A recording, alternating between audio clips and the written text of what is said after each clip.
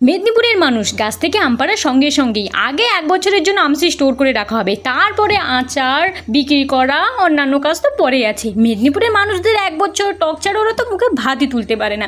এই যে আমগুলোকে দেখতে পাচ্ছ, এরা 3 দিন ধরে আজকে নুন জলে চোবানো ছিল, একটা ঠান্ডা জায়গায় ওদের রাখা হয়েছিল। এরা মানে ওই সমুদ্রে 3 দিন ধরে স্নান করছিল।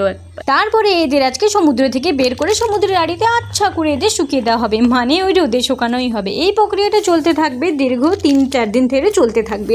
ওই একটা কথা বলছি শোনো, এই যে ফেস্টুন দেখতে পাচ্ছ, এটা হলো বাঙালির ইমোশন। কেন বলছি শোনো, ফেস্টুন তো তৈরি হয় প্রচারের জন্য, সেটা ঠিকই, 2-3 দিন প্রচার হবে, সেটা ভালো কথা। তারপরে বৃষ্টি ঝড়ে বন্যাতে ওই ফেস্টুনগুলো যে ছেড়ে চলে আসবে, ওগুলো আমাদের কাজে লেগে যায়। বাচ্চা পড়ানো থেকে শুরু করে, বাচ্চা বসা থেকে শুরু করে, নিজেরা বসা, খাওয়া, বিভিন্ন কিছু রোদে দেওয়া, সবই হয় এই ফেস্টুনের উপরে, যতই মাদুর থাকুক। এসব মেয়েরা আমসি মেলে, ওরাই জানে এতটাই টকের গন্ধ ওঠে।